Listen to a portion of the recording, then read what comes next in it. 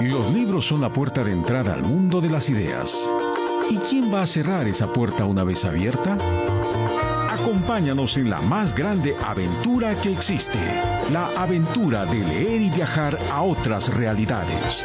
Bienvenidos a Entre Libros por Nacional. Buenas noches, esto es Entre Libros por Nacional, que nace cada día. Soy César Bedón y esta noche te invito, como todos los sábados en la noche, a que te quedes 60 minutos por acá, porque hemos preparado un programa que considero nutrido, que considero entretenido también. El mundo de los libros, el mundo de la literatura, es el mundo finalmente de la felicidad. Suelo citar esta respuesta que dio alguna vez el gran David Bowie, músico, a la pregunta famosa del test de Proust: ¿qué es para ti o qué sería para ti la felicidad perfecta? Contestó David Bowie: leer. Y ciertamente tener tiempo para leer es uno de los placeres que esta vida tan fragmentada y rápida que llevamos nosotros a veces nos niega, ¿no? Y pienso que es importante también, como parte de nuestra libertad que ejercemos diariamente, ejercer nuestra libertad también para separar un tiempo para leer. La lectura es importante, como lo sabe ciertamente Isabel García, que es la invitada que vamos a tener en el programa en el segundo bloque, que ella ya la conocen ustedes, porque ha estado, me parece que al menos un par de ocasiones, conversando con nosotros. Ella es mediadora de lectura y tiene un hermoso proyecto llamado La Mototeca, que ya nos contará ella qué es. Pero los mediadores de lectura, bibliotecólogos, lectores, escritores, creo que todos formamos una suerte de comunidad. Y lo que estamos buscando, pienso, es en esencia lo mismo, ¿no? El conocimiento y el gozo, la felicidad de la cual hablaba yo, ¿no? Así que con Isabel conversaremos acerca de esta mototeca y yo les pido en todo caso que presten atención, porque las personas apasionadas, las personas que aman la lectura, pienso que son personas de las cuales podemos aprender, ¿no? Y vamos a comenzar, al menos en lo que respecta a mí, vamos a comenzar el programa con una entrevista a Pedro Casusol, escritor que ya ha estado también en el programa en alguna ocasión, y que ha publicado esta novela, Barranco City, Mon Amour, de reciente publicación, y que he disfrutado, la verdad. Un retrato coral generacional, si se quiere, de chicos en comienzos de los 2000, en Barranco, en fiestas, enamorándose, desenamorándose, palteados, ciertamente. Más allá de lo anecdótico, pienso, un libro escrito con cariño. Creo que es un bonito ejercicio de escritura, una preciosa novela esta, la que tenemos al frente.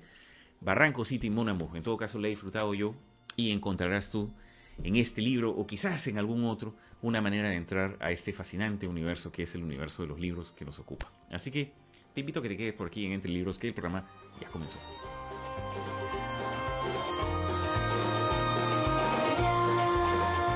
Ciro Alegría retrató en sus obras el sufrimiento que causan los abusos e injusticias en las comunidades indígenas. Nació en la libertad y la cercanía con su pueblo inspiró su pluma y su acción política, por lo que vivió muchos años en el exilio.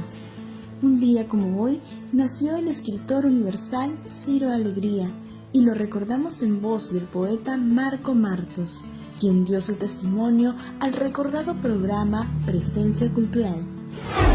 Es el primer novelista peruano de dimensión universal. Con 3 novelas, La Serpiente de Oro, Los Perros Hambrientos y El Mundo Sancho y Ajeno, él llevó al Perú a todo el mundo. No solamente por las traducciones, sino porque nosotros nos sentimos reconocidos en las novelas de Ciro Alegría. Es un lenguaje especial, una problemática que es nuestra y un manejo del castellano muy peculiar que justamente va dando una especie de estilo nacional que es continuado después por Arguedas, por Vargallosa y tantos otros más recientes como Miguel Gutiérrez. Yo le recuerdo por las creaciones míticas que él hace, por el pueblo de Calemar, que ha entrado ya en la memoria de todo el mundo. Calemar existe realmente, pero si en el mundo se sabe que Calemar es un lugar de Perú, gracias a Ciro Alegría. Igual esos perros hambrientos que combaten con sus propios dueños cuando sufren un hambre intenso, permanecen en la memoria de todo el que haya leído sus libros. Y por último, esa comunidad mítica, la comunidad de Rumi, su alcalde Rosendo Maki, hasta este leguleyo, este tinterillo Bismarck Ruiz, permanece en la memoria de los hombres, porque hay mucha gente como Rosendo Maki, hay gente como los Amenábar todavía, y desgraciadamente todavía hay muchos como Vilma Ruiz. Ciro Alegría.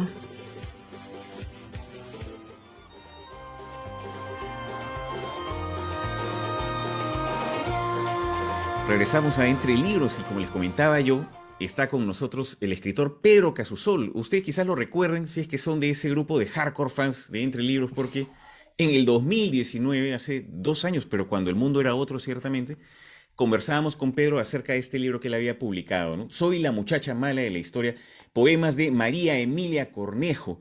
Un libro muy bueno, ciertamente, que además yo he releído mucho como atestiguar el estado de la tapa, ¿no? Lo digo para quienes están siguiéndonos por Facebook.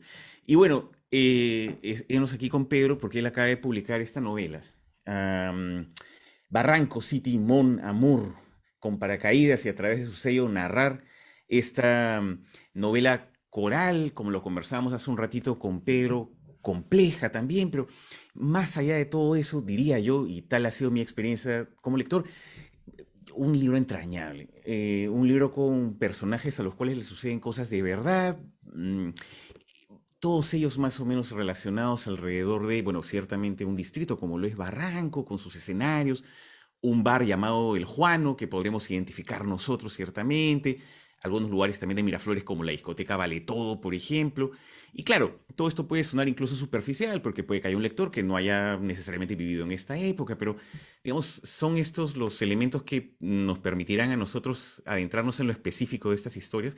Pero a través de estas historias muy, muy específicas, pienso entender o nuevamente experimentar lo que son las paltas de toda la vida para el ser humano, ¿no? El amor, el desamor, la adolescencia, el crecimiento, las experiencias con las drogas, con el sexo, con la música, ciertamente.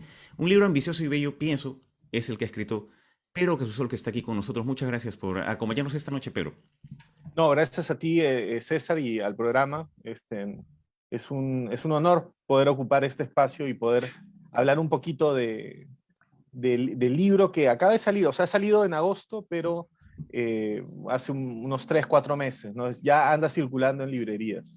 Claro. ¿Cuál ha sido tu pensamiento cuando ya finalmente el libro ha sido publicado? Porque estamos hablando de que esto ha sido un parto como de 10 años, más o menos. Ha sido un parto largo, sí. El primer fragmento de la novela yo la debo haber escrito en el año 2010 y la terminé de escribir la última etapa el año pasado, casualmente durante la pandemia. A veces pienso que si no hubiera habido pandemia y cuarentena y todo, con todo lo malo y terrible que eso ha significado para el Perú y el mundo, si no me hubiera visto obligado, digamos, a sentarme a escribir, probablemente no lo hubiera terminado. Porque la última etapa, el libro es un libro, como bien dijiste, coral, más o menos complejo. Entonces, cuando yo me refiero a la última etapa, no es precisamente el último capítulo, pero es la última etapa de Claro. construcción. Y era algo para mí, de repente, como muy personal o medio doloroso. Entonces, como autor, lo iba rehuyendo y me refugiaba, obviamente, en el trabajo, ¿no? O sea, me quitaba el tiempo a mí mismo que tenía para escribir, porque escribir es finalmente quedarte en tu casa y no hacer nada, ¿no? O sea, verte obligado a escribir, porque ya no te queda de Claro, otra. claro, Yo claro, creo que claro. esa es la manera en la que terminé finalmente, después de haber escrito el libro durante muchas etapas, de manera intermitente durante varios años. Me imagino. Y retrocederías un ratito. Usaste una palabra que es ciertamente parte intrínseca, pienso, y no es romántico decirlo, pero creo que es parte intrínseca del proceso de creación. La palabra dolor, o dijiste que era doloroso. Sí, claro. Regresar. ¿De qué manera? ¿Por qué? Porque escribir tiene una cuota de honestidad. Mm, Y hay momentos, cosas que uno tiene, ¿no? De su propia experiencia vital que resultan difíciles de expresar o de contar o de narrar. Siempre hay cosas, digamos, de las que uno no habla de repente, ¿no? Alguien viene y te dice algo, oye, y tú, al menos yo, de repente es una cuestión de personalidad, ¿no? mm, Trato de huir del tema, de repente no hablar de eso. claro. Entonces, esas cosas yo las he terminado de plasmar en el libro y con eso terminé de escribirlo, ¿no? Porque hay historias que son más de personajes, ¿no? pero hay una cuota de historia personal también, y con esto no hago referencia a la mal llamada autoficción, sino más bien como que eh, hay cosas que yo quería narrar, porque la idea del libro finalmente es un poco como plasmar un recuerdo o Claro. varios recuerdos, ¿no? Entonces, el libro está más o menos diseñado como un recuerdo enlatado. De hecho, hay un epígrafe de una de mis películas favoritas, de este director chino, Wong Kar-wai. Wong Hay Kar-wai. muchos referentes en el libro a ese director, de una película llamada Chungking Express, que dice esto, ¿no? Si este recuerdo se pudiera enlatar, ¿no? Entonces, eso es el libro al final, es como mi juventud probablemente enlatada en un formato de historias, ¿no? Mm, Donde de repente no estoy yo directamente, pero de repente hay personajes que en mi historia personal hacen alusión a amigos míos, ¿no? Amigos que claro, de repente ya ni siquiera veo, ¿no? claro, Eh, claro, claro, claro. entonces todos esos personajes que pululan en la novela, de alguna manera representan mi experiencia siendo joven y de alguna manera también descubriendo Mm, ese distrito, ese barrio, que no es mi barrio, no es mi distrito, de hecho, pero a donde yo acudía como expedicionario, ¿no? De la noche, una cosa así, ¿no? Porque también la novela se propone como un viaje a la noche barranquina, que de hecho hace poco estuve en Barranco ayer y hoy. Me doy cuenta que ajá, ha cambiado mucho Barranco, sí. ya no hay chinganas, 3 por cuadra, ¿no? Ahora ya hay un Tailoy, entonces me quedé un poco sorprendido de que Barranco ha cambiado, también no es el Mm, Barranco de la novela tampoco, ¿no? claro, claro, claro, claro. Bueno, la época ciertamente La ha época. cambiado, ¿no? No, no vamos a regresar a lo que antes era, ¿no? Creo que se entrañaba el libro Nunca también por vamos a eso, ¿no? regresar. Oh, ya no, pues es una nueva normalidad, Uno no como le se dicen, ¿no? baña 2 veces en un mismo río. Mm. Es verdad, y bueno, una de las bellezas de la literatura creo que es esa también, porque uno de los objetivos de una persona que escribe, pienso, es de alguna manera preservar algo. O sea, tú tienes un recuerdo Exacto, enlatado, ¿no? Lo enlatas por alguna razón, es porque quieres que no claro. se deteriore, porque quieres que Es, permanezca, ¿no? es un mensaje en una botella. Probablemente el Claro. libro se pierda, nadie lo lea, pero alguien de acá a 30 años lo va a encontrar, lo va a leer y por lo menos se va a sentir identificado, espero, ¿no? Oh, seguro. Yo quería comentar también que viendo esta suerte de disclaimer al inicio de la novela que leí yo con placer, que dice, los sucesos narrados aquí ocurrieron únicamente en la imaginación del autor. Cualquier parecido con la realidad es mera coincidencia, que es la clase de disclaimer que uno encuentra, ¿cómo decirlo?, sabroso frente a la lectura, porque dice, oh, por supuesto, acá entonces hay un montón de realidad, ¿no? Obviamente, quien hace un Ajá. disclaimer está usando mucho material autobiográfico también, sospecho yo. Eh, sí, pero en realidad el disclaimer yo no lo hubiera puesto si es que no tuviera un pariente que le encanta mandar cartas notariales, ¿no? Oh. Entonces, es un disclaimer por si alguien quiere mandarme una carta o algo así, ¿no? Claro, Y claro. con Pero bueno, eso ya. iba en mi pregunta al lado de ¿cómo es esto? Estoy seguro que gente que está escuchando esta transmisión se lo preguntará también. ¿Cómo es esto de escribir acerca de tus recuerdos y de tus amigos? Porque siempre hay un asunto de escribir también las historias de otras personas, ¿no? Uno de los Ujú, personajes de este libro está escribiendo sobre la vida de otra persona, ¿no? Y eso le da un poco ujú, de, lo conflictúa, digamos, ¿no? Que está escribiendo sobre la vida de un poeta sí. maldito, digamos, ¿no? Que fue Claudio Bachuk. Ujú. Entonces, ¿qué tal eso de escribir acerca de gente que has conocido, de escribir Mira, acerca de ti? lo que pasa es que en la novela yo rescato la primera investigación que yo hice. ¿A qué me refiero? Como tú sabrás, yo tengo esta afición por investigar eh, vidas de poetas, ¿no? O Claro. sea, el mismo libro de María Emilia Cornejo, que yo en realidad lo considero más un libro de María Emilia que mío. En todo caso, yo considero mío el ensayo o la edición probablemente, ¿no? Pero, entonces, así como investigué sobre María Emilia Cornejo, alguna vez investigué también sobre Allen Ginsberg, que es un poeta que a mí me fascina. Para mí siempre es un tema recurrente Allen Ginsberg. Pero Mm. antes de eso, cuando yo era más joven, a los 20 años, pongamos, me interesó la vida de Claudio Bachuk y yo llegué a entrevistar a unas probablemente 12 personas sobre la vida de Claudio Bachuk, pero fue una investigación que nunca se llegó a aterrizar, nunca Quién logré fue hacerlo. Claudio Bachuk? Nos dirías brevemente, porque hay gente para Ya, la cual el nombre puede resultar pues novedoso, ¿no? Para mí lo sí, fue ciertamente. Claudio Bachuk fue un comunicador y un poeta que falleció en el año 96 o 95, no recuerdo bien, Ajá. pero que dejó un libro inédito que se llama La habitación del solitario, que de hecho ya no es inédito, porque una amiga suya lo editó en el año 2010, más o menos, justo en la época en la que yo pues hacía esa investigación que te digo que nunca llegué a aterrizar, ¿no? Entonces, yo lo que hago que uno de los personajes tenga ese interés, así como yo tenía ese interés cuando tenía esa edad, ¿no? Eh, y hay una escena que es una entrevista casualmente, ¿no? Y bueno, nada, fue como algo medio experimental que quise hacer, ¿no? Como meter en la novela, en medio, una entrevista. Una entrevista real, esa entrevista realmente la hice y está ahí en el libro más o menos tal cual, casi sin editar. Sí, sí, porque hay una parte incluso, y me gustó el libro porque tiene chispazos como de, no sé, como de realidad, no sé, hay una parte en la entrevista en la cual el interlocutor, la persona que está siendo entrevistada, le dice al entrevistador, ¿quieres que te preste el baño? Y aparece la línea de diálogo, digamos, sin explicación previa, pero uno puede imaginarse perfectamente, digamos, que puede estar sentado de determinada manera él, ¿no? Y digamos algo que no te esperas, porque uno podría decir es innecesario para la narración, pero al mismo tiempo le otorga pues la sensación de realidad, ¿no?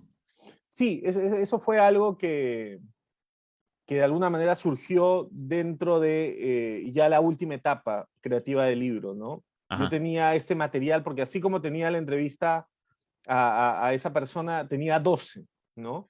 Pero esa me parecía más bacán, porque además te describía un Claudio Bachuk eh, en el proceso de escribir y terminar el libro que nunca llegó a publicar, ¿no? Entonces me Ujú. parecía como un buen momento para incluir ahí un poco la historia de Claudio. Que al final Claudio termina siendo como un centro en el libro, ¿no? Termina siendo como un centro neurálgico, porque es como el epítome del joven creativo que de alguna manera se malogró en Barranco, ¿no? Digamos, algunos personajes de la novela como rondan ese abismo también. Entonces Oh, termina siendo como un personaje que simboliza algo, ¿no? claro, claro. Bueno, la manera como está presentada Barranco, además, me parece que tiene algo de decadente también, algo de Ujú. romántico, por tanto. De hecho, quería compartir con los lectores un pequeño pasaje nada más porque es un lugar, no sé, evocador. Siento que es la clase de lugares que uno pudo haber hace algunos años quizás visitado. La Posilga es el nombre del capítulo. Dice, la Posilga se ubicaba en el tercer piso de una vieja casona en una calle oscura. 150 metros cuadrados ocupados por una cama maltrecha y un sillón hecho jirones. Amin hacía lo posible por disimular la precariedad en la que vivía pegando afiches ahí donde la pared se había agrietado, cubriendo el piso con alfombras, adornando el techo con estrellas que brillaban en la oscuridad. Pese a todo, o quizás por eso mismo, cada uno de nosotros encontró en la Posilga un lugar propio, una suerte de refugio ante la adversidad. Y termino con esta parte de aquí que dice, cuando llegamos a mí nos llevó por una escalera destartalada. Ahí estaba el sillón en el que Andrei dormiría, un afiche de Robocop que ocultaba una mancha negra en la pared, la cocina a gas y el viejo refrigerador blanco, etcétera. Tiene algo de evocador y como digo, está inscrito en la atmósfera de la ciudad, pienso, y del distrito que muestra un poco la novela y que también refleja, creo, el estado interior de los personajes, ¿no? Sí, y también de alguna manera ahora que lo mencionas, pienso que la posibilidad puede ser como un símbolo de Barranco también, o sea, esa pared agrietada, ¿no? Mm, La casona, además, es una casona donde quién sabe, no sé, pues 90 o 100 años antes, no sé, pues visitó Martín Adán, ¿no? Porque son esas casonas barranquinas que son solares, ¿no? Donde mansiones donde la clase mesocrática pasaba el verano, ¿no? mm. Y sí, pues, ¿no? Y esa referencia al afiche, ahora que lo he leído, o sea, ahora que lo he escuchado de tu voz, me hace pensar en de repente una referencia inconsciente a, al final de la calle de Oscar El Malca, libro de Oscar Malca. que también me parece que hay se me ha venido ahora que lo has leído, hay un afiche de Robocop probablemente también. Si Qué no de interesante. Robocop, de alguna película así. Oye, es un Terminator de libro, repente.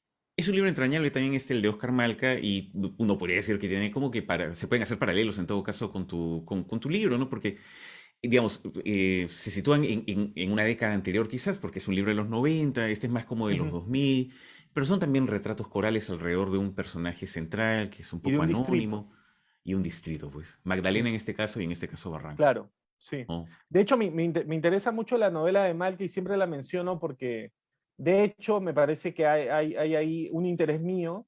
Yo leí la novela de Malca en los años inicio de los 2000 y me interesó lo que había hecho, me interesó esa historia, porque además si te das cuenta, Al final de la calle es una historia fragmentaria también, Claro, así como mi novela también, ¿no? Entonces, eh, las referencias a la decadencia, ¿no? En el caso de Al final de la calle, de repente está más ligada al terrorismo, a la violencia, ¿no? A los apagones, cosa que ya, obviamente, los jóvenes de la novela que he publicado ya no viven, ¿no? Pero bueno, son claro. otro tipo de inquietudes, digamos, ¿no? La sexualidad, por ejemplo, en mi novela hay varios personajes que despiertan a la sexualidad, ¿no? Sí, claro. Y además yo pienso, como lo decía al inicio, que, o sea, uno va a la literatura, creo yo, precisamente por aquello que es distinto, o sea, Ujú. por leer aquella experiencia que no he podido vivir yo, ¿no? Entonces pienso que igual tú te puedes emocionar leyendo un libro sobre, no sé, ¿no? Lo que le pasaba a un estudiante pobre en el siglo XIX en Rusia, por ejemplo, perfectamente, como de la misma manera te puedes emocionar con los personajes de, no sé, de otros libros, incluido el tuyo, ciertamente, ¿no? Claro, Porque al final las preocupaciones son universales siempre, sí, independientemente de las claro, circunstancias, ¿no? sí. Y la gracia también es sentirte identificado, ¿no? Como esto me pasó a mí o esto me pudo haber pasado a mí, Mm, ¿no? Eso es vital. Y a eso también he aspirado, ¿no? A que alguien de repente se siente identificado, de repente no ahora, ¿no? Porque también, digamos, la ambientación de la novela es más bien inicios del 2000 hasta el 2010, ¿no? ujú. Si tú te das cuenta, no hay un iPhone en la novela, ¿no? No hay esas cosas que ahora hay, ¿no? Es verdad. Entonces, probablemente era otro tipo de juventud, pero yo pienso que igual, de repente, si alguien de esta década lo lee, también espero que de alguna manera se siente identificado, ¿no? Oh, ya lo creo. Pienso que los libros se escriben también para acompañarse uno y para acompañar a Ujú, otras personas. Pienso que es buena compañía este libro. Me dice Kimberly que nos queda un minuto. ujú, Un minuto. Así que en un minuto voy a hacerte una pregunta imposible, ujú. pero que es la siguiente, que me gusta hacerle a los escritores preguntas imposibles, ¿no? ¿Cómo se escribe un libro? ¿Cómo se escribe un libro? Eso es interesante. Em, yo pienso que se escribe poco a poco, con constancia y preparado para el fracaso.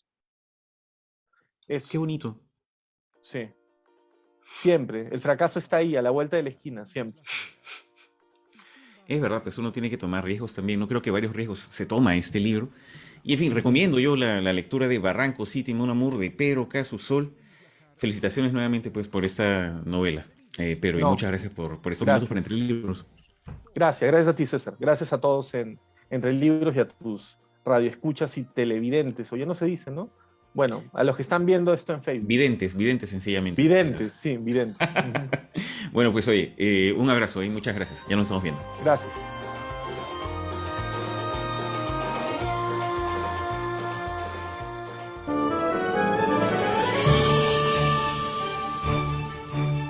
Su deslumbrante carrera artística trascendió todos los géneros. Hoy recordamos el natalicio de Abraham Valdelomar con su extraordinaria narrativa. Te contamos uno de sus cuentos más bellos y tiernos, El vuelo de los cóndores. El circo llegó al pueblo y Abraham, que regresaba de la escuela, quedó impresionado. El domador, el barrista, el payaso y una hermosa jovencita, todos desfilaban ante sus ojos. La noticia se propagó, los hermanos de Abraham no paraban de hablar de sus maravillosos números y el padre quiso complacerlos llevándolos al espectáculo. Llegó el día y la familia se dirigió al circo. Empezó el show y todo era algarabía, hasta que llegó el acto de Miss Orquídea, la bella jovencita que Abraham vio en el muelle. Su número en el trapecio fue ovacionado por el público. Aún así, le ordenaron repetirlo. Esta vez, la pobre niña no pudo mantener el equilibrio y cayó en la red. Abraham no dejaba de pensar en el destino de aquella triste jovencita, a la que no volvió a ver en los desfiles que el circo solía hacer por el pueblo. Días después, Abraham encontró a Miss Orquídea en una casa a orillas del mar. Se miraban, sonreían y se acompañaban. Pasaron 9 días y se corrió la noticia de que el circo se iba del pueblo. En el muelle, antes de partir, Miss Orquídea buscó a Abraham con la mirada y lo encontró. Con los ojos humedecidos, le dijo adiós. El vuelo de los cóndores a Abraham Valdelomar.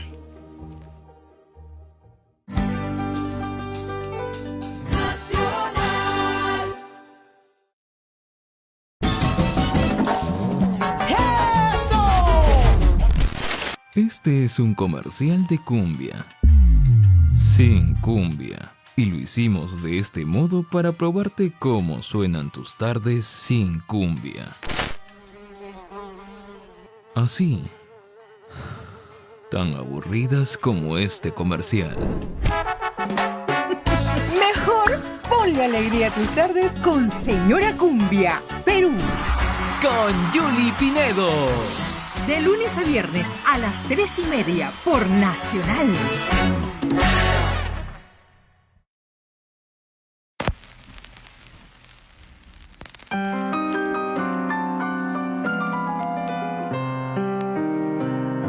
Colócate a 2 metros de distancia y tápate la boca y la nariz. Que el virus no se meta en tus pulmones. Con jabón en tus manos sé feliz, cumpliendo 3 consejos solamente, haciendo lo que enseña esta canción. Podríamos salvar a mucha gente y evitar que se mueran sin razón. Podríamos salvar a mucha gente y evitar que se mueran sin razón.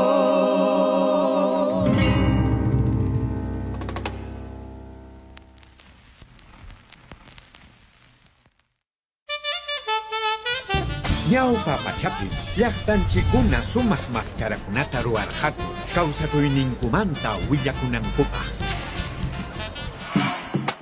Kunanja musuqmantam mascarawan churakunchik, kuska historiata ruwananchikpaq. Mascarillawan churakusun allinlla kawsakunanchikpaq. Nacional.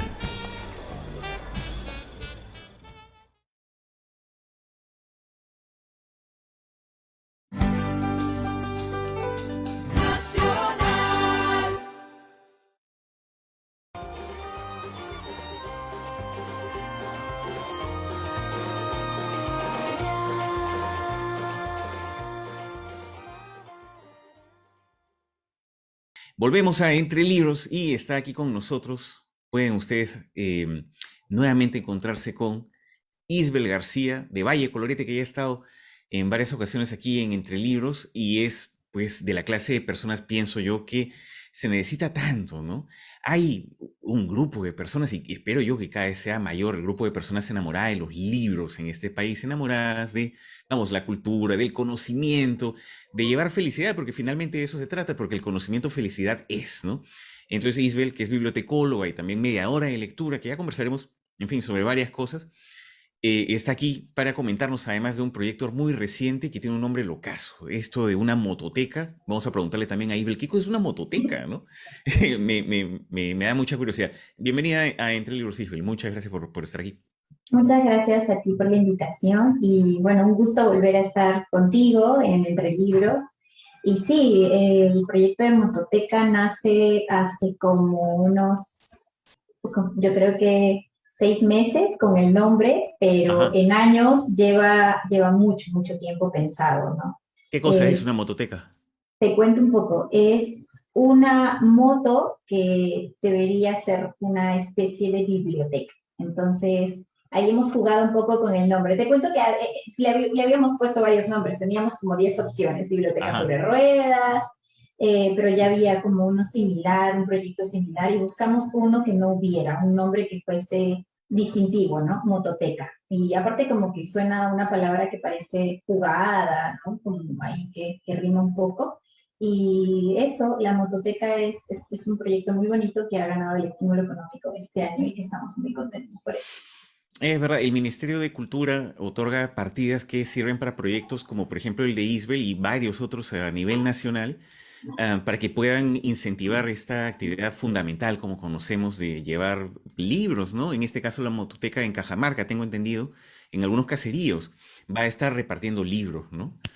¿Y Sí. cuántos libros más o menos entran en una moto, digamos? ¿Qué clase de libros llevan? Creo? ¿Cómo es la Ah, idea? ya, te cuento un poco. Esta es una moto no como las motitos tipo Torito que vemos acá, no, es una moto carguera, de estas motos que adelante tienen la parte de moto y atrás tienen como el rectángulo largo que Claro, llevan claro. carga, exacto. Entonces, esta moto carguera es una idea inspirada en una biblioteca móvil que hay en Italia, que un profesor hizo se llama motocarro biblioteca, algo así. Mm. Entonces la cambió totalmente la parte trasera y le puso como cajones y todo y decidió colocarle libros y recorrer varios lugares de Italia. Entonces de ahí nace un poco la inspiración de nuestra mototeca.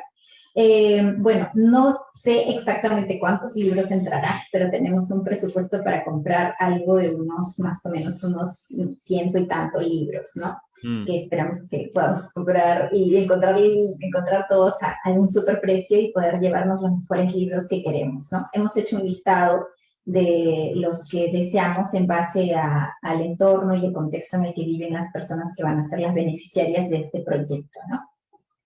¿Por qué haces esto? Coméntame, ¿qué es lo que te mueve a hacerlo? Sí, nadie me ha preguntado, creo, pero yo nací en este caserío que se llama Cuica, es muy pequeñito, es un Mm. caserío donde viven tal vez unas 100 familias, y creo que es exagerado, y todos nos conocemos, toda mi familia está allá. Yo me fui de allá cuando tenía 8 años y vine a vivir a Lima a estudiar, a tener como un mejor futuro, ¿no? Ujú. Y algo que todos los que se quedaron allá de pronto no tuvieron esa oportunidad.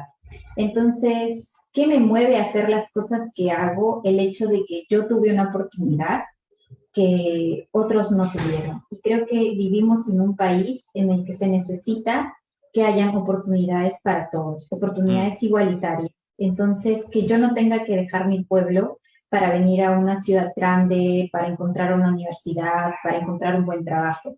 Y yo tengo eso, yo tuve muchos libros en mi casa, yo tuve un papá lector, yo tuve una buena educación, tuve la oportunidad de ir a la universidad, de conocer otros espacios, de viajar, de salir del país, tuve Mm. la oportunidad de aprender, ¿no? De estudiar, de conocer tantas cosas, tantos libros, y uno en el fondo se siente en deuda porque finalmente estamos aquí para hacer algo por los demás, porque nos vamos a ir y todo lo que quede que sea significativo finalmente. Y creo que en alguna de mis clases filosóficas, como mi profesor discutía mucho sobre eso porque él creía que no estaba de acuerdo conmigo, pero yo tenía desde muy pequeña una necesidad de dejar algo significativo, ¿no? Y él decía que eso era muy igual, y probablemente, pero no importa, No porque estoy eso de le va a acuerdo. servir a otros, ¿no?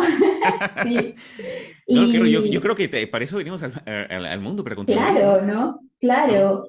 Y como profesional, como bibliotecóloga, es lo que he procurado. Hemos implementado espacios de lectura en zonas comunales donde el acceso al libro y la lectura es prácticamente escaso. Hemos viajado a muchas ciudades del país. Hemos estado en Cusco, en Tumbes, en Piura, en muchas ciudades, llevando todo lo que hemos podido aprender a otras personas para que la puedan replicar y poder tener también ellos espacios de lectura que sean benéficos para la comunidad donde ellos se encuentran, ¿no? Pero nunca habíamos hecho algo para la comunidad donde yo nací.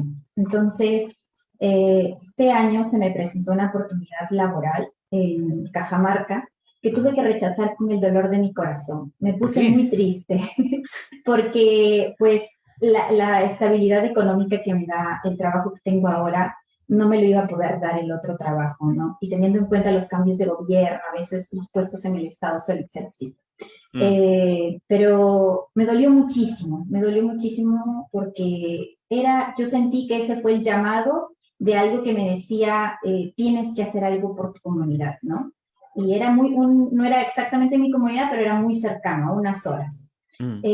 Así que justo se vinieron los estímulos económicos y este año otro socio de Valle Colorete me dijo, no vamos a ayudar a ningún otro a ganar proyectos, vamos a elaborar nuestros propios proyectos y tiene que ganar los nuestros. Porque a eso nos dedicábamos antes también, ¿no? Y eso hicimos. Escribí el proyecto en 2 días porque lo tenía en mi mente todo ese tiempo, o sea, lleva años aquí, ¿no? Y todo lo demás fue muy fácil de hacer. Y enterarse que ganó fue una emoción que nos llegó hasta las lágrimas. Le llamé a mi papá, que le contara a mi abuelita, que íbamos a usar su casa y ella seguramente no se había enterado. Y todas esas cosas, ¿no? Son muy emocionantes porque finalmente van a tener estas personas, mi familia está ahí, mis sobrinos, ¿no? Mis primitos, ellos van a disfrutar de esto y eso me parece maravilloso. Siento mucha alegría, estoy con mucha emoción de empezar ya porque quiero ver todas esas caras de emoción de pasar a una moto que es muy popular allá, pero una moto con libros, ¿no? Como los heladeros tocando una campanita así. Qué bonito, me parece encantador, de verdad. Ahora déjame hacerte una pregunta un poco desde el otro lado. Me refiero a que mucha gente podría decir, llevamos, no sé, películas, por ejemplo, y también está muy bonito porque el arte en sí es enorme. Pero ¿por qué los libros específicamente? O sea, ¿por qué es tan importante llevar libros a comunidades? Me gustaría una respuesta tuya desde la experiencia, además, porque es un tema al cual siento tenemos que darle una y otra vuelta porque en nuestro país aún no hay una gran conciencia de la importancia de la lectura, ¿no? ¿Qué es lo que dirías tú? Mira, te cuento algo que me pasó estando en mi última etapa de la universidad. Yo quería hacer una tesis que era lo que te contaba, el laboratorio de colocar, ¿no?, sesiones de mediación lectora con libros a niños que nunca habían tenido una experiencia lectora. Y tuve un profesor que me dijo, ¿por qué? ¿Por qué eso? Me dijo, si ya no se leen libros, todo es digital, ¿por qué te preocupan esas cosas, no? Y yo me fui muy molesta, ¿no? Muy triste, así muy molesta, y me vine reflexionando y dije, porque hay gente que nunca los ha tenido, hay gente que nunca los va a tener, y hay personas que nunca van a poder tener acceso. Entonces, ahora que me preguntas por qué libros, yo digo, porque hay muchas personas huérfanas de escritura, de lectura, y lo más importante, de bibliotecas, que nunca han tenido acceso a la cultura. ¿Y qué te permite todo esto? Algo tan básico como saber lo que es un trámite para poder acceder, por ejemplo, a tu DNI. ¿Qué te permite la lectura además? Tener la libertad de elegir, de tener una voz, un voto, de informarte, de discernir entre una información falsa y una información verídica. Cosas tan básicas como esas. ¿Qué más te permite la lectura? Conocer lugares en los que nunca has estado. Leyendo puedes saber cómo es Roma, cómo se construyó, cómo fueron estos espacios. Y eso te lo dan los libros. ¿Y por qué no pensar directamente en lo digital? Porque para tener una relación con la lectura, primero necesitas que el libro, que es un objeto inexistente, tenga una incidencia sobre ti, genere una experiencia de lectura que te permite en un futuro de pronto, si tienes la libertad, si tienes la capacidad, si tienes la oportunidad de leer solamente digital, no habría ningún problema. Pero recordemos que vivimos en un país donde todavía hay lugares recónditos, donde no hay luz. ¿Dónde vas a conectarte esa tablet, ese teléfono, ¿no? Donde lo único que tienes de pronto es el periódico que viene una vez a la semana o la radio, que es lo que más llega a todos los rincones. Entonces, el libro es un derecho, leer es un derecho. Y si empezamos a pensar que la lectura es un derecho, podemos pensar que así como necesitamos alimento para todos, necesitamos programas de nutrición para pelear contra tantas enfermedades, etc., necesitamos también programas que se preocupen porque la lectura se cumpla como un derecho y todos tengan el acceso. acceso que les va a dar voz, les va a dar libertad, les va a dar oportunidades. De pronto ya esas personas decidan quedarse en sus ciudades, crear sus propias empresas, generar trabajo, o de pronto simplemente para divertirse un rato, luchar contra el aburrimiento, también es una opción de la lectura, ¿no? Entonces, hay creo muchas cosas que la lectura te permite, que son necesarias para todos, desde los 0 hasta los 100 y tantos años, ¿no? Oh, sí, y me ha gustado mucho ese enfoque porque ciertamente lo es un derecho, como lo dices tú. Y qué bueno que proyectos como este tengan la posibilidad de llegar, ¿no? Y tantos y tantos y tantos proyectos más se necesitarían. Si estuviera en tu poder, si estuviera en tu capacidad, ¿qué harías para que se leyera más en este país tan extraño, tan desigual en el cual vivimos? ¿Qué harías? ¿Qué se tendría que hacer? Yo creo que el principal problema no es la cantidad que se lee, sino uno de los principales problemas, si bien lo comentamos, es el acceso. El segundo es que se cree que en todas partes todo funciona como Lima. Yo no le puedo llevar libros a una comunidad que en Lima a mis niños les parecieron grandiosos, pero esta comunidad nunca ha visto de pronto un oso, nunca ha visto un elefante, nunca ha visto ciertos animales o lugares o personajes que están dentro de los libros. Ojo, hablamos de la primera relación porque nunca han tenido una relación. Entonces, uno de los primeros errores es ese, que no tratan de que los niños y niñas que están en la etapa temprana, entre los 0 y los 6 años, se relacionen con el mundo que ellos conocen, ¿no? Con este incentivo de cosas en el idioma que ellos hablan, con los dialectos que ellos utilizan, con las palabras que ellos conocen. Entonces, esa es la primera relación. Las nanas, las rimas, las cunas, deben ser nuestras, de lo que conoces, de lo que sabes compartir, desde la oralidad. Y después de eso pasamos a conocer otras cosas, porque la siguiente relación en esta etapa de la lectura es que ya relacionas el texto con el mundo. Y ahí entras a conocer todo lo que podría ser de tantos grandiosos libros que hay publicados fuera.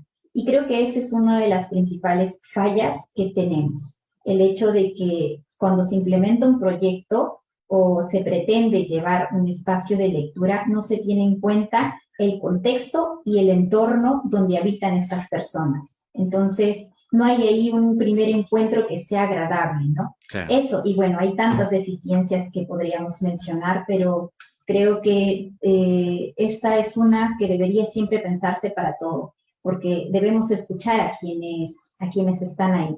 Yo te cuento que en mi comunidad les tomó años y años que pusieran la luz. Y una de las principales razones es porque, una de las razones es porque no les parecía rentable a ninguna empresa poner ahí, ¿no es cierto? Pero luego vino un financiamiento extranjero.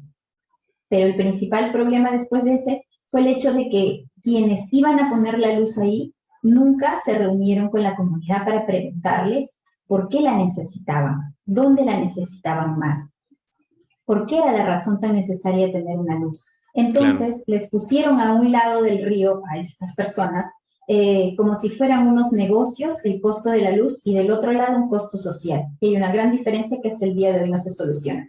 Y ese es uno de los principales problemas, que cuando implementan proyectos no se tiene en cuenta a las personas a las que los estás llevando.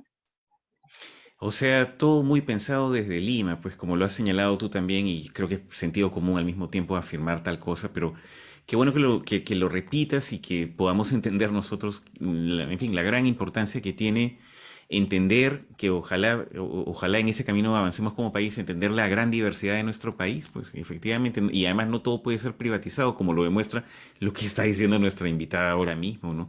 Estamos precisamente para colaborar y para entendernos y, en fin, tanto que podemos aprender entre nosotros, ¿no? La lectura tiene que ver precisamente con el aprendizaje, además, y, en fin, me emociona de verdad esta clase de iniciativas. ¿Cuándo va a comenzar a funcionar esta mototeca? Sí, el proyecto oficialmente inicia en enero. Las primeras reuniones con la comunidad se van a realizar en esas fechas. Se pretende convocar también a las autoridades locales, ¿no? Para ver si desean involucrarse, porque si bien este proyecto es financiado por el ministerio, tiene también financiamiento propio y financiamiento externo. Entonces, depende de la gestión del Centro Cultural que vayamos a lograr que también se involucren para que finalmente cuando termine la etapa de la implementación del proyecto, la misma comunidad, en conjunto con las autoridades locales, puedan seguir sosteniéndolo a lo largo del tiempo y no se pierda. En enero inicia oficialmente, entre marzo empezamos con la implementación, con la compra de libros, y en abril, que es por la fecha del Día del Libro, estamos inaugurando el proyecto. Entonces el proyecto va a recorrer alrededor de unos 8 caseríos en la zona norte de Cajamarca, ya casi pegaditos hacia Amazonas. Y estos caseríos, me parece increíble, le pertenecen a distritos totalmente diferentes que por alguna razón geográficamente está así, sin embargo todos van por la misma pista y deberían ser una sola. Y bueno, es una locura con las cuestiones, tú sabes cómo funciona la burocracia, pero la intención es que la moto recorra 40 kilómetros, que parece una gran distancia, pero en caseríos las casas suelen estar alejadas porque la gente tiene sus chacras, sus tierras, y de ida va a ser unas 12 paradas, de regreso unas 8, aprovechando espacios públicos como los badenes, las chacras donde las madres van a jugar en una canchita, hacer sesiones de lectura y escritura, y de regreso vienen recogiendo los libros de devolución, ya cruzando el río, que el pueblo se divide más o menos en 2 partes, ¿no? Y bueno, eso es. Así que toda una aventura, qué bonito. Sí, es toda una aventura. Esperamos que para junio, julio, que va a haber como una presentación del proyecto a través de material audiovisual, mucha gente pueda ver todo lo que se ha hecho allá, porque claramente no vamos a poder compartirlo todo en ese tiempo, ya que es una zona muy alejada y tampoco el acceso a internet es muy sencillo, pero se van a grabar mucho de las escenas para luego compartirlas y que en algún momento esta mototeca se pueda replicar con cada una de las cosas que sean necesarias en otras zonas, y muchos otros proyectos conozcamos después, unas 10, 20, 50, 100 mototecas más, ¿no? Imagino. Que así sea, pues. Con burros o con lo que sea accesible para las personas en las zonas más alejadas. Es la clase de proyectos, pues, locos y hermosos que se necesitan en este país, sin duda, y creo que hay mucho de lo que aprender de lo que estás haciendo tú. Nos quedan todavía un par de minutos antes de cerrar la entrevista. Me gustaría que nos comentaras sobre Valle Colorete. Te decía yo antes de la entrevista también que entré a la página web, que entren ustedes también, y en fin, sigan por las redes a Valle Colorete. Y te decía que lo bonito que me parecía, y en general lo bien que está creciendo, además me parece en el tiempo que, en el poco tiempo, pues 3 años me decías que era más o menos desde que estaban comenzando con esto, ¿no?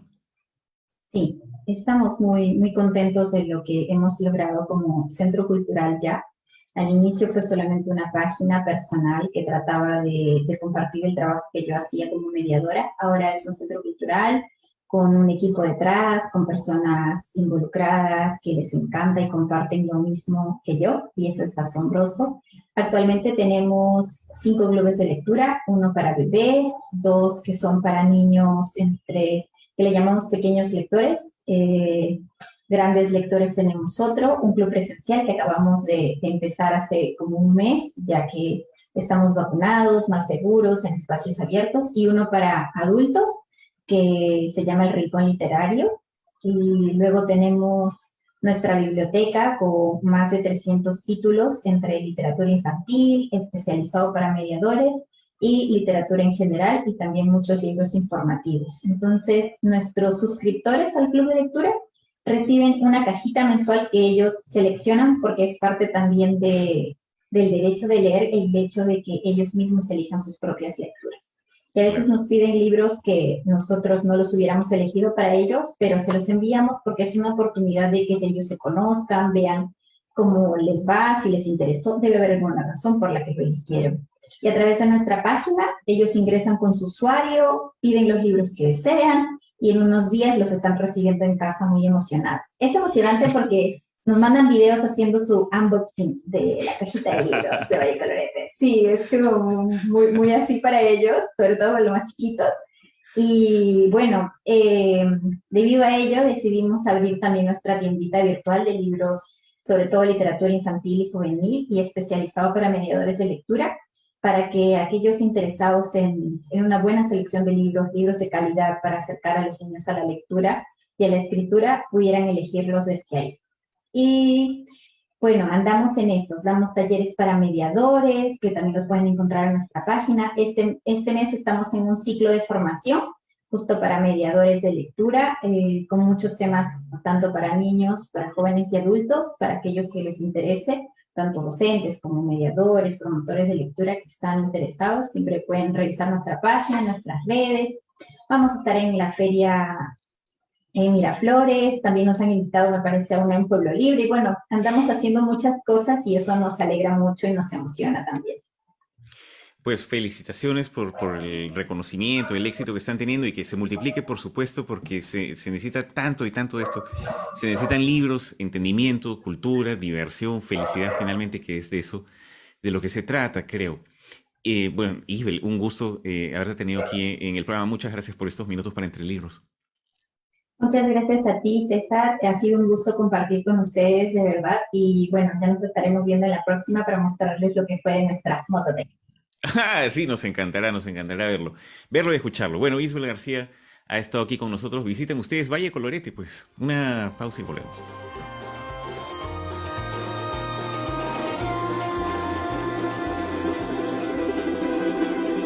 Nuestro Perú está lleno de historias y de gente solidaria. Acompáñanos por los caminos que trazan las bibliotecas comunales en el país.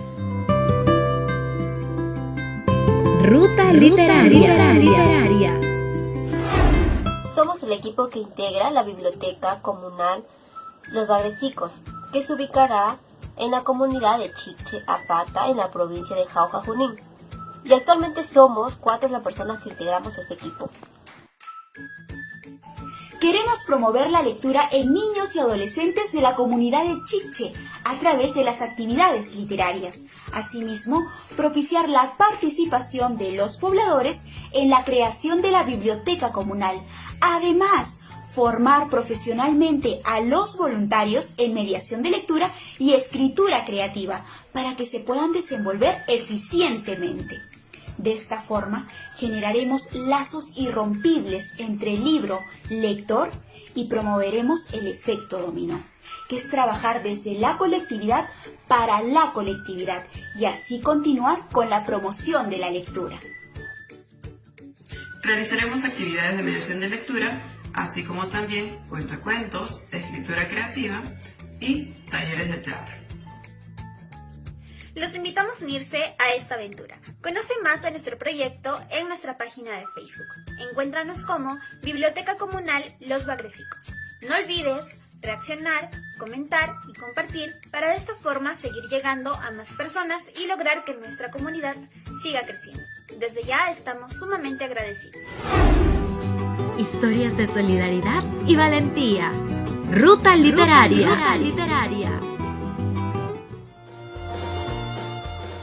Se ha terminado este programa. Muchas gracias por haber estado allí escuchando, acompañándome y acompañándote a ti también, ciertamente. Nos encontramos el próximo sábado para más de lo mismo. Chao.